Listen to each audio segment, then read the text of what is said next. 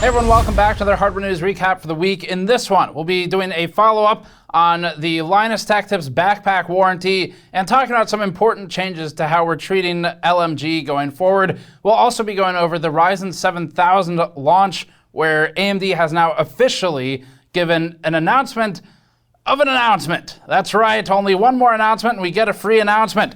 After that, we'll be going over Intel's Arc rollout, where GPUs are now actually on sale in the rest of the world for the A380 and pending sale for the upcoming A700 series, along with GPU pricing updates and some other stories. Before that, this video is brought to you by Be Quiet and the Silent Base 802 case. The Silent Base 802 got high accolades in our review for its high build quality and its versatility in both silence-focused and airflow-focused builds. The 802 comes with swappable mesh panels or noise-damped panels, so you have options for either approach. The Silent Base 802 case is able to fit larger builds as well without being overbearing, and it stands out for its mechanics quality and assembly quality. Learn more about Be Quiet's new case at the link in the description below. All right, so this first one is an important topic, and we need everyone to really just hear us out on this because it's a big change for how we're sort of handling reporting on certain things like YouTuber endeavors in this space. A couple weeks ago, we talked about the Linus Tech Tips Backpack Warranty controversy. And in the weeks since, from observing LMG's actions or Linus Media Group's actions, and from listening in the WAN show and other various media in which the company expresses itself, it's become clear to us that moving forward, we have to begin treating Linus Media Group, especially as it pertains to its products and manufacturing, as we would treat any other manufacturer in the space. That means fairness for everybody who is manufacturing at this level, and especially this is true because if you think about it now, Linus Media Group and LTT Store is actually far beyond the size of some of the companies whose products we review and whose products we have reviewed very harshly at times or critically, while also, of course, being very positive when they deserve it. And part of our reviews process of those companies includes discussion of and review of marketing language and marketing claims. And it's just simply not fair to review other manufacturers in the space at a different standard than we would review a peer or a YouTuber with whom we have been friendly. Treating them like a manufacturer does not mean reviewing their products, whether good or bad. It more means talking about the actions that Linus Media Group is taking or LTT Store is taking and the statements that it makes unless it enters manufacturing of computer hardware. We'll explain this more in a moment. I want everyone to hear me out on this though because it is a big change. I think some people probably won't like it, but we need to do this, and it is for the best. So it's important for us to create this separation because, frankly speaking, it's been difficult for us to report on things like the backpack issue or potentially other issues we've had in the past with LMG and its work without feeling like we're tiptoeing around what we really want or need to say because we're trying to sidestep the relationship there. And in our first video covering the topic, we softened the words a little bit and the tone a little bit in a way that, again, honestly speaking, just isn't fair or up to my standards of being as unbiased as I would like to be, as we would do with other manufacturers. That's why, as I said, LMG will now have to be treated as a manufacturer as we cover it. So, to get everyone up to speed, recently, Linus Media Group offered a promise of standing behind its backpack 100%, or of taking care of it if there's a problem with the backpack. The community was upset that there was no written warranty attached to this other than the implicit statements that were made, and basically was seeking some form of, the idiom, put your money where your mouth is, and standing behind the product in writing as well. The company then took to Twitter and actively mocked this request of its community, which we thought was in very poor taste, and ultimately almost intentionally seemed to miss the entire point of making it clear and unambiguous what in fact is supported and not leaving it up to the interpretation of the listener as to what does stand behind it 100% mean and for how long. Now, in the time since, there have been some important and some good moves. So for example, the company has now introduced a limited lifetime warranty in response to the backlash, and we'll discuss that warranty in this video.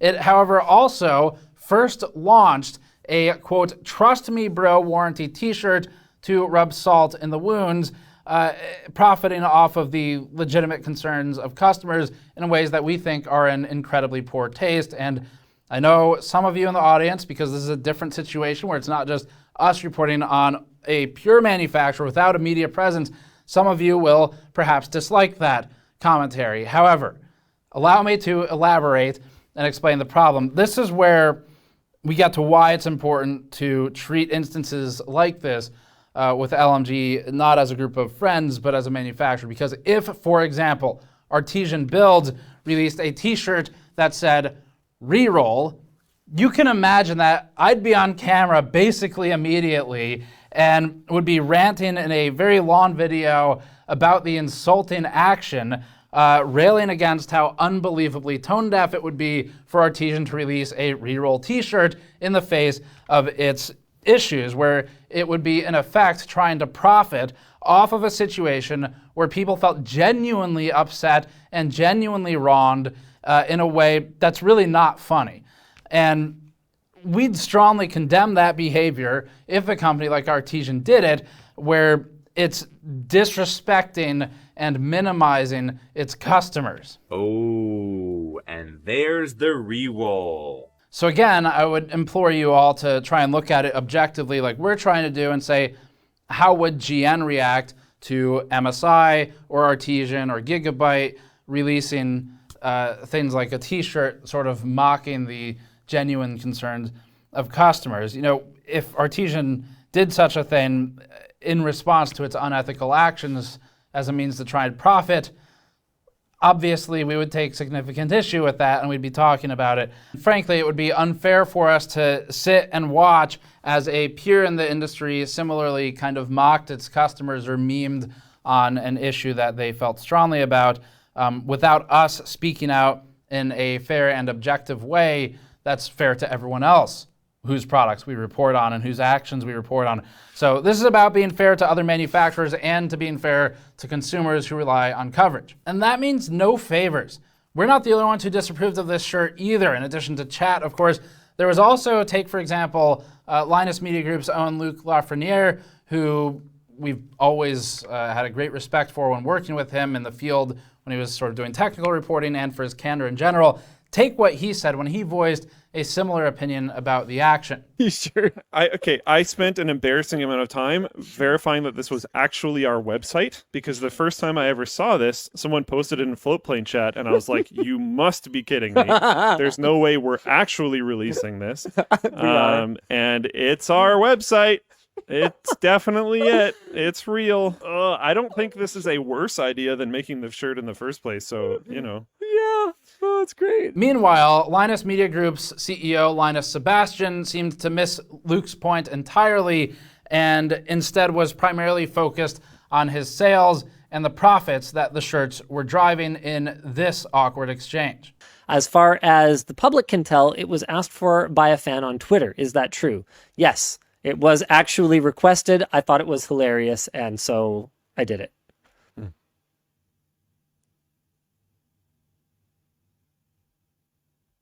Apple kernel exploit. Didn't hear about it. He Sorry. doesn't approve. No, I don't. But It's that's sold okay. really well. People love it. It's a smash hit. Great then. I don't know. I don't have to like everything that we do. We're a big company at this point. We sold 100 of them for every person who has said it was childish or petty. I'm serious. It's like not even close. Well, maybe there's a lot of childish, petty people out there, and that's okay. Oh, yeah. In addition to the t-shirt, LMG's CEO also missed the point of what both the community outrage and our previous video were about. Man, the number of people that I feel like thought that we would be willing to tarnish our reputation over like $250 over a replacement backpack was just kind of baffling to me. I don't want to sound out of touch, but in the context of the scale of this operation, I don't think that was the point. I can't believe we're getting back on this topic. we're not. Okay.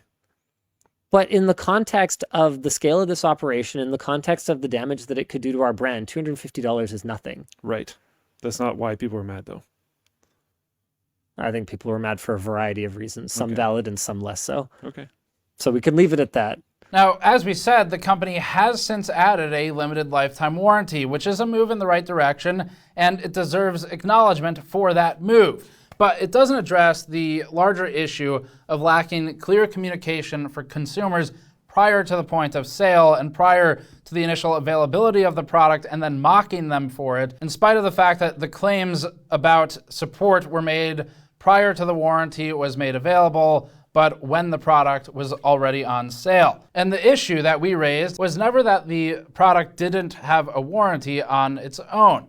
As we stated before, not all products need to have warranties, especially depending on, obviously, where you live. So if there's no warranty, at some level, that's fine. As long as everybody's clear that there's no warranty and clear at the point of sale what's being offered, what's being supported, and if there will be ongoing support beyond the usual return window that the store offers, normally 30 days. So here's the actual consumer protection issue that originally caught our attention, where Linus Media Group first made very broad claims, nebulously, that it would support the product, it would stand behind it 100%, and then LMG used those claims to sell millions upon millions of dollars worth of that product. And now, after the fact, they've released an explicit written warranty after creating an overly broad implicit warranty previously.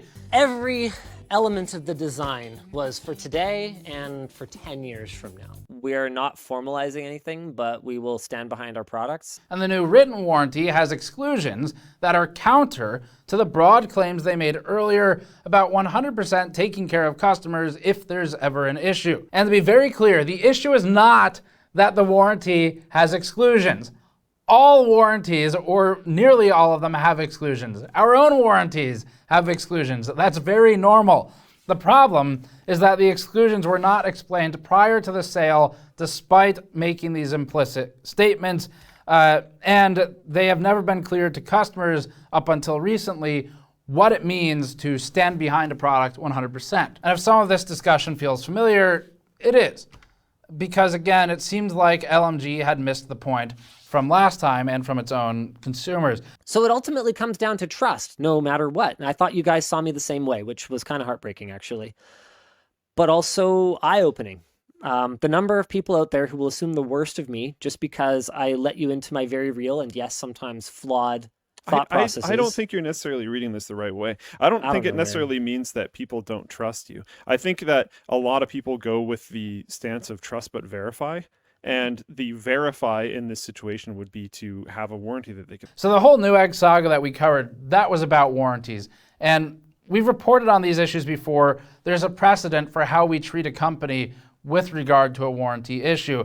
If Newegg made a promise that they would take all returns on a product, but didn't specify details, and then went back and added restrictions after the fact, imagine how we'd be blowing up on camera and talking about it. So going forward, we just want to be clear and sort of set the expectations here that in instances like this, where there is a manufacturing type issue at play with Linus Media Group and LTT or LTT Store here, we will be treating it in the same way as we would treat a computer hardware manufacturer, because that's the fair thing to do. And many of those computer hardware manufacturers are now smaller than LMG. Likewise, any coverage we have of the company's ethics or of its lab testing that consumers will rely upon will also be treated in the same way that we would treat a company like Clear Results for 80+ standards, where we've been positive about some of the things they do and we've been critical of some of the things they do.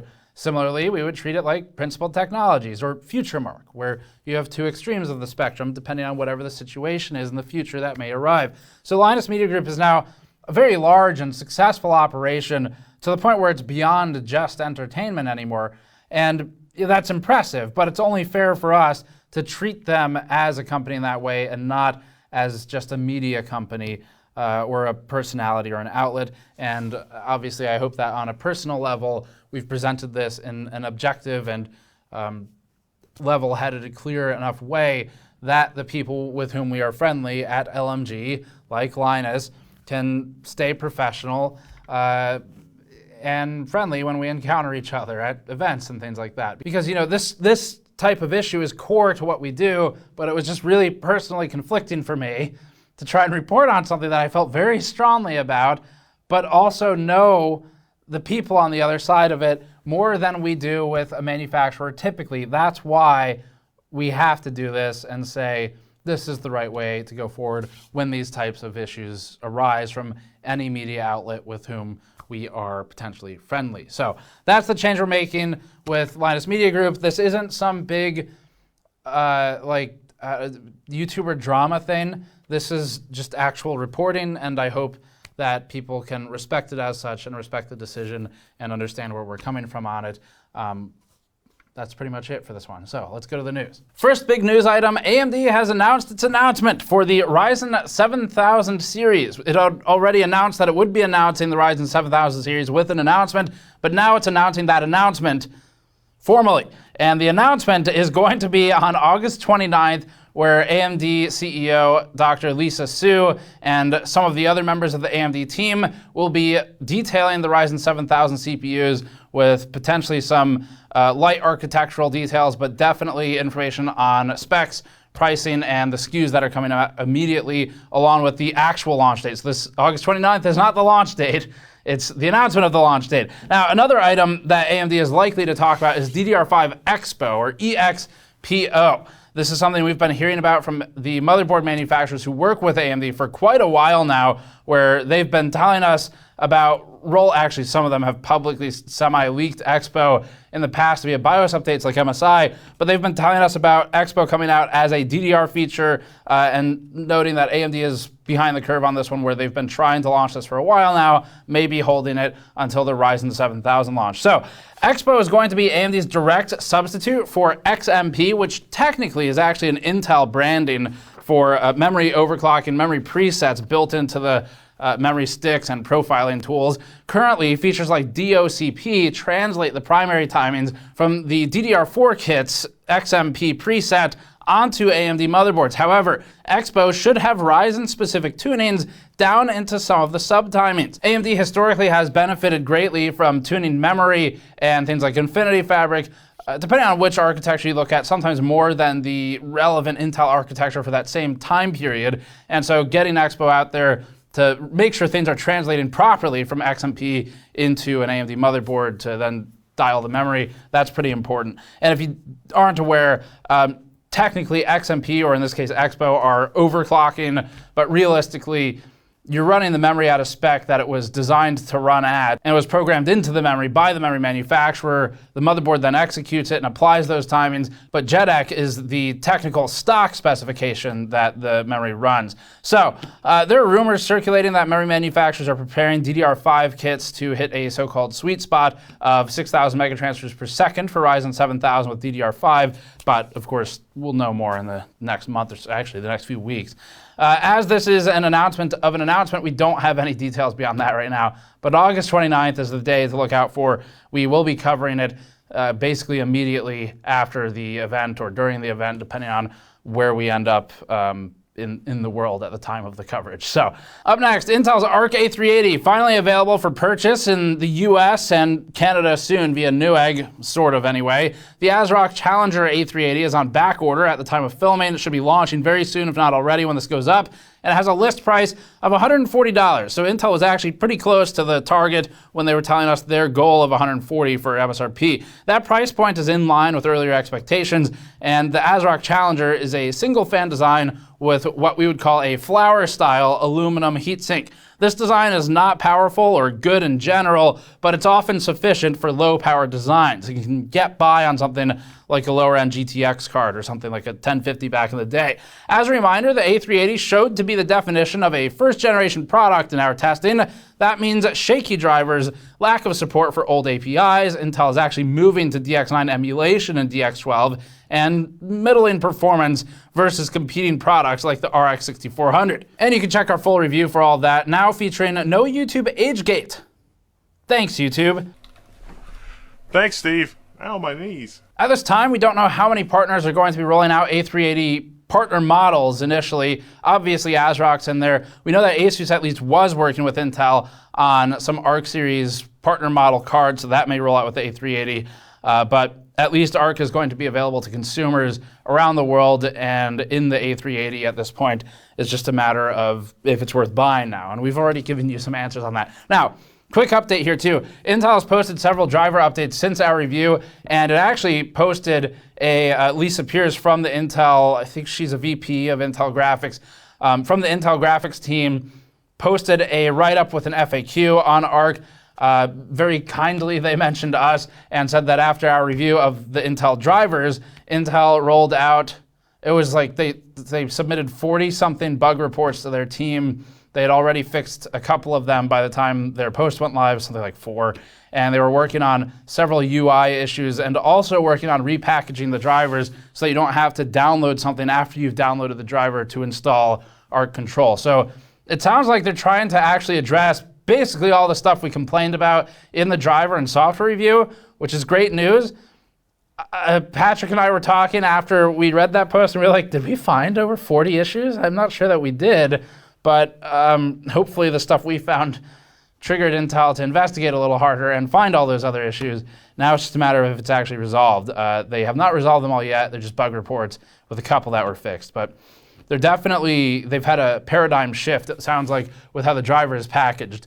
And that's a good thing, because it's going back in line with expectation, what people are used to from incumbents like NVIDIA and AMD, instead of trying to do something special and different when really there's no need to invent the wheel again here. It's been invented twice now. We don't need to invent it a third time. All right, next up, GPU pricing updates. Supply continues to outstrip demand and prices are dropping. This would have been an unbelievable statement a few short months ago, but here we are. Last week we put together a table showing the lowest available pricing for a handful of video cards from both NVIDIA and AMD from a couple of retailers, and then we compared them to the launch day MSRP. Prices may have moved a little in the last week while we've been working on this news video, but it shouldn't be too much different than what you're seeing here. Speaking generally, NVIDIA cards are still priced higher than launch MSRP. The 3090 Ti is a notable exception here, with aggressive price slashing, bringing the Zotac 3090 Ti Amp Extreme Hollow down to $1,350 at Newegg. That's $1,350 at Newegg. And then early 3090 Ti cards, just for reference, ran around $2,000. The lower end RTX 3050 is about $300 now, with a launch MSRP of $250. The 3070 is also about $50 over launch MSRP, and so they're getting close at least, but they're still not quite there on average. On the AMD Radeon side, we were a little bit surprised to see consistently under MSRP pricing across the cards we selected. The ASRock OC Formula 6950 XT is now $1,000 from Newegg if you aren't tied to NVIDIA-specific features. So the sales and price cuts here are clearly both retailers and board partners responding to, and actually to some extent NVIDIA and AMD, responding to pressure in the market where they need to launch new stuff. They don't want to launch into a market that they've already flooded with cheaper cards, like what happened with the GTX 10 series when the RTX 20 series launched. So history is in fact repeating itself. If you weren't around for that era, the 20 series launched, and basically all the reviews were like, buy a GTX 1080 Ti, it's a way better deal. RTX doesn't exist yet. That was when they had promised all these things for RTX, and no games were available for something like 55 days after launch. So that scenario has been somewhat recreated here, except RTX is a thing now. Now, we also received a tip from some people in the industry that prices will drop once again before the launch of the 40 series, so you can expect to see some more price cuts before things roll out. And there were rumors online from my drivers and ZOL confirming basically what we had already heard from first-party sources within the industry. So there's enough alignment there to suggest that NVIDIA GPUs will get deeper price cuts somewhere in the next couple of weeks. Intel launches its Evilest NUC yet. NUCs are the next unit of computing. They're normally those tiny boxes with a computer in them. They sometimes come in larger form factors. So Intel's NUCs in the past have had names like Phantom Canyon, Ghost Canyon, Dragon Canyon, Beast Canyon, and now Intel continues to outdo itself. With evil and terrifying names, it has now officially launched Wall Street Canyon. Officially, these devices fall under the name NUC 12 Pro, which is less scary than Wall Street Canyon. And they're available as full mini PCs. They're also available as bare bones kits or as bare motherboards. In contrast to the relatively large Extreme Edition NUCs like Dragon Canyon, Wall Street Canyon is truly small, with a footprint of 117 millimeters by 112 millimeters. Of course, if it's anything like Wall Street, it also has drastic and dire world-reaching effects despite its relatively small size and positioning. So this is a thin client, or a standard office desktop PC. The small size allows them to be mounted to the back of a monitor, or anywhere really, and the full PCs and kits are available in two basic designs, slim or tall. The latter supports a single 2.5-inch drive in addition to the M.2 slots directly on the board, and the former is just slim. The top spec contains an Alder Lake i7 that we actually hadn't heard of before this product launch because we really only work with desktop parts. And that spec is an i7 1260p, and this is an Alder Lake PCPU with 4 P cores or performance cores,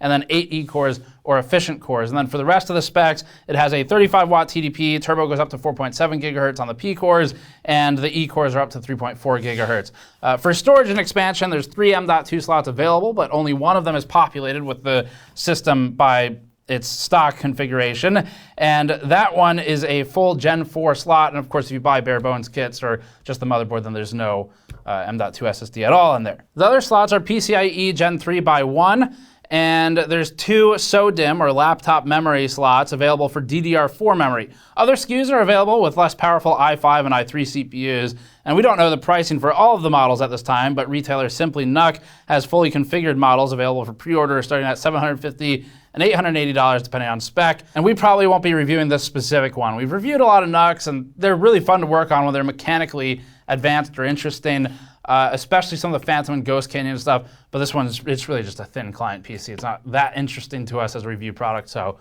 we figured we'd kind of mention it, and we'll move along. Next one, AMD gaining market shares even amid record low CPU sales. CPU sales hit a record low in second quarter of 2022, according to a new report by Mercury Research, as covered by Tom's Hardware. The year-over-year decline in quarter two is the largest in Mercury's records, and the firm estimates overall CPU shipments being at their lowest since 1984. Now, even in spite of this gloomy backdrop of a report, AMD is still gaining ground in the market. Shows you how being technically second is sometimes an advantage. And here, AMD's quarter two revenue is up 70% overall and 25% year over year in client computing, which is the segment containing desktop CPUs. AMD is also making gains across desktop PC, mobile, and server segments from market share. These culminate in 31.4% of the overall x86 CPU market, which is an 8.9 percentage point increase year over year. Pretty huge for AMD. These gains, along with gains made by ARM, likely contributed to Intel's weaker than expected quarter two earnings that we reported on previously. Demand for PCs is down as economic change for the worst mounts, and the major chip makers expect this trend to continue until conditions change. And to be very clear here, as we've said in the past, it's not just economics or market conditions or swings or anything like that.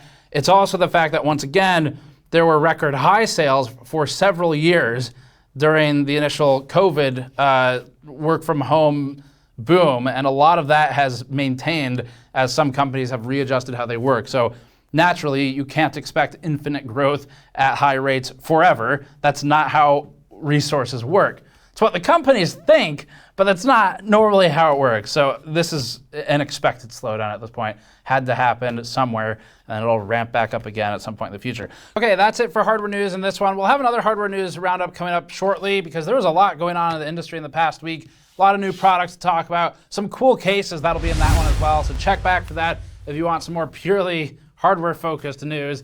And then we've got some interesting in-depth coverage pieces and tests coming up as well that we're really excited about. Some fun stuff with contact frames once again. Thank you for watching. Subscribe for more. You can go to store.gamersnexus.net to help us out directly. And we'll see you all next time.